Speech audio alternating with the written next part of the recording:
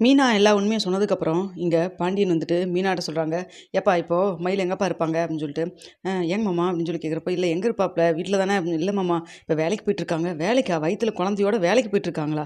அப்படின்னு சொல்லிட்டு இருக்கிற அப்படின்னு சொல்லி கேட்குறாங்க. அப்போ வந்துட்டு கோமதி உடனே, "ஏன்டி உனக்கு எல்லா விஷயம் தெரியும்ல, தெரிஞ்சும் எதுக்கு இப்போ வேலைக்கு போயிட்டுருக்க? நீ சொல்ல மாட்டியா வீட்ல இருக்க சொல்லி?" அப்படின்னு சொல்றாங்க. "என்னங்க அத்த பண்ண சொல்றீங்க? அவிங்க வீட்ல சாப்பாடு போடுறதுக்கு கூட கணக்கு பார்க்க ஆரம்பிச்சுட்டாங்க.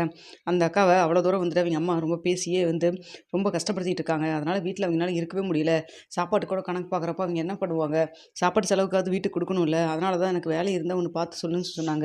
அதாவது தெரிஞ்ச அக்கா ஒருத்தவங்க வந்துட்டு அவங்களுடைய மாமியாருக்கு உடம்பு சரியில்லாம இருந்தது. அவங்களுக்கு கொஞ்சம் கூட இருந்து ஒத்தாசையா இருக்கணும் அப்படிங்கிறக்காக கேட்டாங்க. கரெக்ட்டா இவங்களும் கேட்டாங்க. என்ன பண்றதுன்னு தெரியாம சரி ஓகே. இவங்களுக்கு கொஞ்சம் ஹெல்ப்பா இருக்குமே அப்படின்னு சொல்லிட்டு தான் மயிலக்காவ அனுப்பிச்சு விட்டேன். ஆனா மயிலக்கா வந்துட்டு மாசமா இருக்காங்க தான். அங்க போய் வேலை செய்றாங்க தான். ஆனா இல்லைன்னு சொல்லல.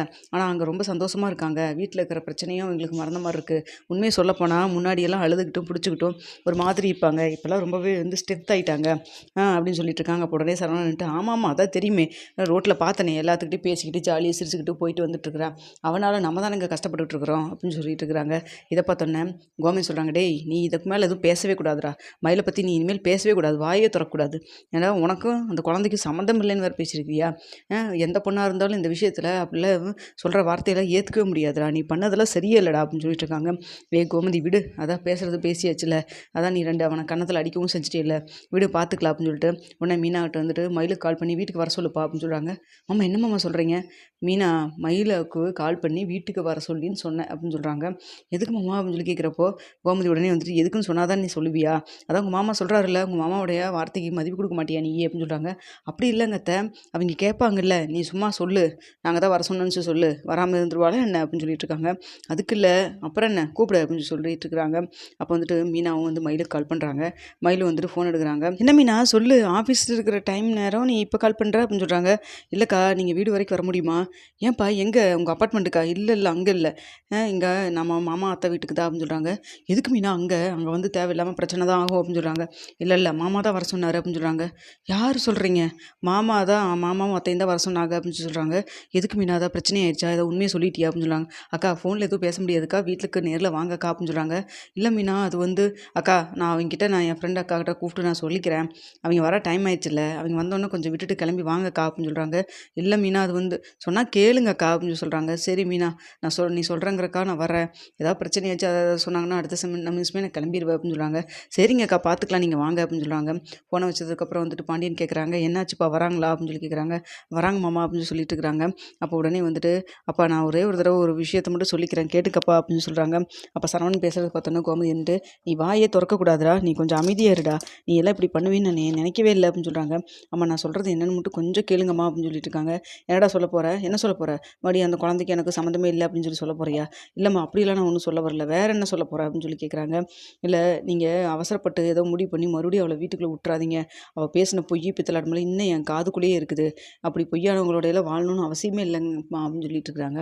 "புரியுதுடா. அவ பொய் பேசிட்டா அவ மட்டும் இல்ல. அவ குடும்பத்தில பேசின பொய்க்கு அவ சப்போர்ட் பண்ணிட்டா. ஆனா வந்துட்டு இப்போ அதான் மீனா சொல்றாளே, அப்பலாம் உணர்ந்துட்டாங்க. இப்பலாம் வந்துட்டு அந்த மாரிலாம் இல்லைன்னு சொல்லிட்டா. அம்மா மீனாவையும் வந்துட்டு அவைங்க நடிச்சு ஏமாத்தலாமா? அவ எப்பேர்ப்பட்டவன்னு தெரியுமில்லம்மா. கூட இருந்த என்னாலயே வந்துட்டு அவ பேசின பொய் பித்தலாட்டத்தல கண்டுபிடிக்க முடியல. மீனாலாம் ஏமாத்துறா." அப்படின்னு சொல்லிட்டு இருக்கிறாங்க. "மாமா நான் சொல்றேனேன்னு தப்பா நினைக்காதீங்க மாமா. எல்லாரும் தப்பு பண்ணுவாங்க தான். மனுஷங்க யாரும் தப்பு பண்ணாம இருக்க மாட்டாங்க. ஆனா அதுக்குன்னு ஒரு சந்தர்ப்ப சூழ்நிலை வந்து அமைஞ்சு மறுபடியும் நம்ம மாறிருவோம்னு சொல்லிட்டு ஒரு தடவ மன்னிப்பு கேட்டாங்கன்னா, மன்னிச்சு தான் நம்ம ஒரு தடவ பார்ப்போமேங்க மாமா. மன்னிக்கக்கூடாதுன்னு சொல்லி நினைக்கக்கூடாதுல்ல." அப்படின்னு சொல்லிட்டு இருக்கிறாங்க. "இல்லப்பா உனக்கு புரியாது. அவள பத்தி அவளுடைய நாடகம், ட்ராமாலாம் உனக்கு புரியாது. என்ன பண்ணா, எப்படி பேசினா அவிங்க கரெக்ட்டா இருப்பாங்க அப்படிங்கிறது அவ மட்டும் கிடையாது. அவன் குடும்பமே வந்துட்டு அதில வந்துட்டு பிஏ லிட்ரேச்சரும் முடிச்சிருப்பாங்க." அப்படின்னு சொல்லிட்டு இருக்கிறாங்க. இத பார்த்துட்டு, "டேய் கொஞ்சம் அமைதியா இருடா. அதான் இவ்வளோ தூரம் சொல்றால்ல. வரட்டும் பேசி பார்க்கலாம். என்னதான் சொல்றான்னு பார்க்கலாம்." அப்படின்னு சொல்லி பேசிட்டு இருக்கப்போ கரெக்ட்டா வந்துட்டு மயிலு வந்துடுறாங்க. "அக்கா வாங்கக்கா." அப்படின்னு சொல்லிட்டு மீனாவும் கூப்பிடுறாங்க. "அத்தை, மாமா." அப்படின்னு சொல்லிட்டு ஒரு மாரி தயங்கிட்டே உள்ள வராங்க. "வா, வா, உள்ள வா." அப்படின்னு சொல்லிட்டு கோமதியும் கூப்பிடுறாங்க. அந்த "என்னடி மாசமா இருக்கியா?" அப்படின்னு சொல்லி கேட்குறாங்க. அப்போ வந்துட்டு பாண்டியன் நின்னுட்டு, "கொஞ்சம் அமைதியா இரும்மே." அப்போ கோமதி சொல்றாங்க, "இல்லங்க அது வந்து கொஞ்சம் அமைதியா இரு. நானே கேட்டுக்கிறேன்னு சொல்றேன்ல, அமைதியா இரு." அப்படின்னு சொல்லிட்டு. "ஏப்பா மயிலு, நம்ம வீட்டு வாரிசு உன் வயித்துல வளருதாப்பா?" அப்படின்னு சொல்லி கேட்குறாங்க. அப்போ என்ன சொல்கிறேன்னு தெரியாமல் அப்படியே பார்த்துட்டு நிற்கிறாங்க. மீனா சொல்கிறாங்க, "அக்கா பதில சொல்லுங்கக்கா" அப்படின்னு சொல்லிட்டு. "ஆமாம் மாமா" அப்படின்னு சொல்கிறாங்க. "ஏன்பா என்கிட்டலாம் சொல்லணும்னு உனக்கு தோணலையில" அப்படின்னு சொல்கிறாங்க. அப்போ உடனே வந்துட்டு, "நான் மாமாட்ட தான் ஃபஸ்ட்டு சொன்னேன். அவருக்கு அந்த குழந்தைக்கு சம்மந்தம் இல்லைன்னு சொல்லிட்டாரு. அதுக்கப்புறம் அந்த வார்த்தைய கேட்டதுக்கப்புறம் நான் நொடிஞ்சு போயிட்டேன். நான் தப்பு பண்ணிட்டேன் தான் இல்லைன்னு சொல்லல. எங்கள் அம்மா, எங்கள் அப்பா எல்லாமே அசிங்கப்படுத்திட்டாங்க தான். ரொம்ப தப்பு தான். அது பண்ணது தப்பு, பேசுனது பொய்யுங்க மட்டும் கிடையாம, கோர்ட்டு கேஸுன்னு வேற அலைய விட்டுட்டாங்க. எல்லாமே தப்பு தான்.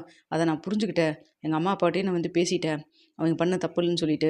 ஆனா என்னதான் இருந்தாலும், இவ்வளோ பெரிய தப்பு பண்ணதுக்கு எனக்கு தண்டனை கிடைக்கணும்ல. அதனால தான் இப்போ என் குழந்தைய கூட அவர் வந்து ஏத்துக்க முடியாத அளவுக்கு சூழ்நிலையில நான் தள்ளப்பட்டுருக்கேன். இருந்தாலும் வந்துட்டு நான் மறுபடியும் என்னுடைய நியாயத்த சொல்லி, நான் போராடி என் குழந்தைக்கு நான் அன்பு, அரவணைப்புன்னு வந்து தேடணும்னு எனக்கு தோணல. சரி நான் பண்ண தப்புக்கு தான் வந்து தண்டனை அனுபவிக்கிறேன்னு நெனச்சுட்டு, அப்படியே கடந்து போயிடலான்னு முடிவு பண்ணிட்டேன். இனிமேலும் வந்துட்டு உங்களுக்கு யாருக்கும் நான் தொந்தரவு இருக்கக்கூடாதுன்னு நான் நெனச்சுட்டேன். அதனால தான் அப்படிங்கிற மாரி சொல்றாங்க. இத கேட்டோனே வந்துட்டு கோமதி, "ஏன்டி உன் மேல கோவம் இருக்கத்தான் செய்யும். ஆனா அதுக்காக வந்துட்டு நம்ம வீட்டோடைய முதல் வாரிசு உன் வயித்துல இருக்குது அப்படிங்கிறது தெரிஞ்சதுக்கப்புறம் கூட, அத பார்த்தும் பார்க்காமயும், கேட்டு கேட்காமயும் போற அளவுக்கு நாங்க கல் நெஞ்சக்காரங்க கிடையாது. தெரியும்ல" அப்படின்னு சொல்றாங்க. "மீனா நான் தான் சொன்னேன்ல மீனா யார்ட்டயும் எதுவும் சொல்ல வேண்டாம்னு சொல்லிட்டு. எதுக்கு மீனா இப்படி பண்ண?" அப்படின்னு சொல்லிட்டு இருக்காங்க. "அவள என்ன கேட்குற? சொல்லு. அந்த விஷயமெல்லாம் தானா வெளில வந்துருச்சு. சொல்லு போ" அப்படின்னு சொல்லிட்டு இருக்கிறாங்க. அப்போ உடனே வந்துட்டு இங்க பழனி சொல்றாங்க, "இங்க பாரு மீனாவ எதுவும் சொல்லாதப்பா. நான் தான் எல்லாத்தையும் தெரிஞ்சுக்கிட்டு, நான் தான் ஃபர்ஸ்ட்டு இந்த விஷயத்தையும் சொன்னேன். அதுக்கப்புறம் தான் அக்கா மீனா கிட்ட கேட்டாங்க" அப்படின்னு சொல்லிட்டு இருக்கிறாங்க. "ஏன் எதுக்குங்க சித்தப்பா அப்படி பண்ணீங்க?" அப்படின்னு சொல்லி கேட்குறப்போ, "ஏப்பா என்னப்பா நம்ம வீட்டு வாரிசு முதல் வாரிசு இங்க குழந்தை இருக்காதான்னு சொல்லிட்டு எல்லாரும் ஏங்கிட்டு இருக்காங்க. வாரிச வயித்துல வச்சிருக்க. அப்படி இருக்கிறப்போ வந்துட்டு எப்படிப்பா பார்த்துட்டும், பார்க்காமயும், கேட்டும் கேட்காமயும் இருக்க முடியும்? அப்படிலாம் இருக்க முடியாதுப்பா. தப்பு பண்ணிட்டீங்க தான் இல்லைன்னு சொல்லல.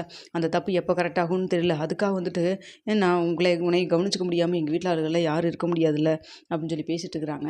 அப்போ உடனே இங்க வந்து சரவணன் வந்துட்டு மூஞ்சி திருப்பி நின்னுட்டுருக்காரு. "என்னடா உனக்கும் அந்த குழந்தைக்கும் சம்மந்தம் இல்லைன்னு சொன்னேல்ல, மன்னிப்பு கேளுடா" அப்படின்னு சொல்லிட்டு பாண்டியன் சொல்றாங்க. "அப்பா அது வந்துப்பா எப்படிப்பா அது?" அப்படின்னு சொல்லிட்டு சொன்னாங்க. "டேய் பொய் பேசுனது, தப்பு பண்ணது வேற.